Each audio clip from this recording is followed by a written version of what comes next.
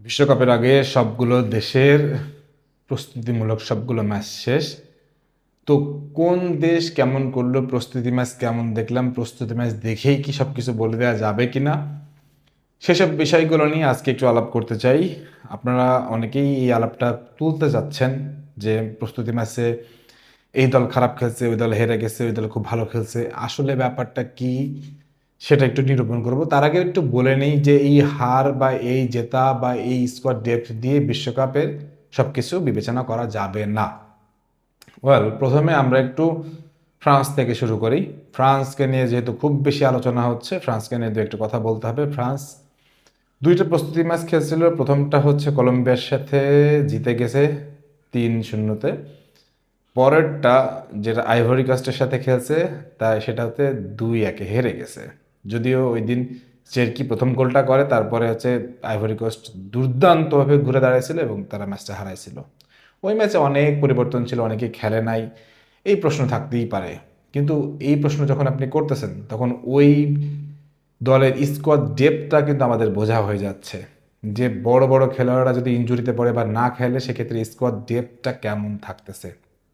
তো ওই জায়গা থেকে ফ্রান্সের মানে কিছুটা চিন্তার ভাঁজ অবশ্যই আছে।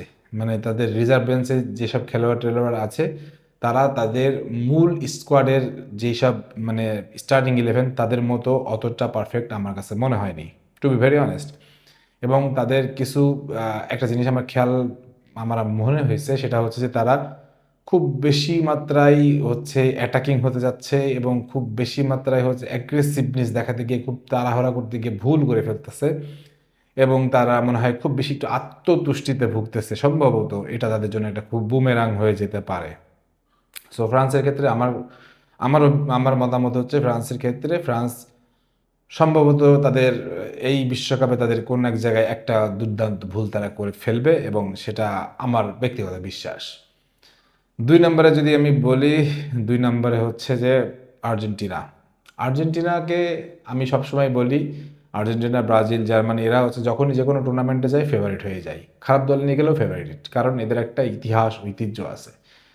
আর্জেন্টিনার ওই ম্যাচগুলোর কথা যদি বলি, লাস্ট হন্ডুরাস দিয়ে যদি বলি 2-0-তে জিতছে, ওই দিন অনেক ভালো ভালো খেলোয়াড় খেলে নাই, কিন্তু তাদের যেসব খেলোয়াড় খেলছে সেই সব খেলোয়াড়গুলোকেও আমরা যতটুকু পরখ করে দেখলাম, তাতে আমার কাছে মনে হয়েছে যে স্কোয়াড ডেপথ ভালো, কিন্তু বেঞ্চের ডেপথটা একটু কম।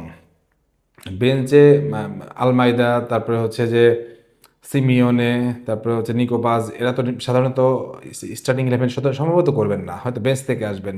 তাদের ওই বন্ডিংটা আমার কাছে এখনও স্পষ্ট মনে হয়নি। আমার কাছে মনে হয়েছে ওই জায়গাটাই সম্ভবত একটু আর একটু কাজের ব্যাপার আছে, কারণ মেসিকে যেহেতু 90 মিনিট খেলানো হবে না, সো ওই জায়গাটায় কে তার রোলটা নিবে। আর যদি খেলানো হয়ও, তার ফ্রি রোলে তার ব্যাকআপ সাইড মানে কীভাবে কী কাভার করবে, এই জিনিসগুলো আমার কাছে মনে হলো যে হন্ডুরাসের ম্যাচে আমরা আসলে অতটা বুঝতে পারলাম না। সো ওই জায়গাটা থেকে আর্জেন্টিনার ব্যাকআপ বেঞ্চ আমার কাছে একটু শক্তিশালী কম মনে হচ্ছে। আর যেহেতু তারা আগেরবার বিশ্বকাপ জিতছে, হয়তো ক্রেভিংস একটু কম থাকবে। আর্জেন্টিনার ক্ষেত্রেও আমার মনে হয় কোনো এক জায়গায় তাদের একটা ভুল হয়ে যাবে, যে ভুলটা তাদেরকে খুব খেসারত দিবে, আমার ব্যক্তিগতভাবে বিশ্বাস। 3 নম্বরে যদি আমি বলি ব্রাজিল। ব্রাজিলের একটা জিনিস আমার ভালো লাগছে, সেটা হচ্ছে যে আমি সবসময় বলে আসতেছি, কোচ যখন কার্লো আনচেলত্তি, তখন আপনাকে অন্য কিছু ভাবতে হবে। যদি এই ব্রাজিল দলের কোচ যদি অন্য কেউ হইতো, আমি তাহলে আপনাকে বলে দিতে পারতাম কোয়ার্টারের বেশি ব্রাজিল যেতে পারবে না। কিন্তু কার্লো আনচেলত্তি যেহেতু কোচ, কার্লো আনচেলত্তি যদি ফাইনালে নাই, আমি অবাক হব না। And mark my word, Carlo Ancelotti যদি এই দলকে ফাইনালে নেয়, আমি মানে অবাক হব না। অনেকে আমাকে বলতেছিলেন যে ভাই এদের তো কোনো স্ট্রাইকার নাই। ভাই স্ট্রাইকার আছে, হ্যাঁ, ম্যাথিউস কুনা, এনরিক, অনেক স্ট্রাইকারই আছে, কিন্তু এদের কিছুই লাগবে না। এদের শুধু লাগবে হচ্ছে যে দলের প্রতি একটু ডেডিকেশন এবং সিঙ্ক্রোনাইজেশন। এই সিঙ্ক্রোনাইজেশনটা লাস্ট ম্যাচে আমার কাছে মনে হয়েছে মিশরের সাথে আমি একটু দেখতে পাইছি। আর এনরিককে দেখে আমি একটা পোস্টে দিছিলাম, মালটা কিন্তু করা। এই মালটা যদি স্টার্ট করতে পারে বা যখনই খেলবে, আমার কাছে মনে হয় এই মালটা একটা দুর্দান্ত কিছু করবে, দুর্দান্ত কিছু করবে। এনরিকের জন্য বিশ্বকাপটা খুব দুর্দান্ত হতে যাচ্ছে, আমি পার্সোনালি বিলিভ করি। এবং ব্রাজিলকে আমি ফাইনালে দেখলে আমি অবাক হব না, আমি অবাক হব না, কারণ আমার কাছে মনে হয় আমি অন্তত সেই সুবাতাসটাই পাচ্ছি ব্রাজিলের স্কোয়াড থেকে এবং কার্লো আনচেলত্তির ওই আচরণ থেকে, কার্লো আনচেলত্তির ট্যাকটিক্স থেকে। 4 নম্বরে যদি বলি তাহলে আমি স্পেনের কথা বলবো। স্পেনের দলটাকে আমার টু বি ভেরি অনেস্ট আমার কাছে মনে হয়েছে যে মানে একদম ফুল ব্যালেন্সড প্যাকেজ।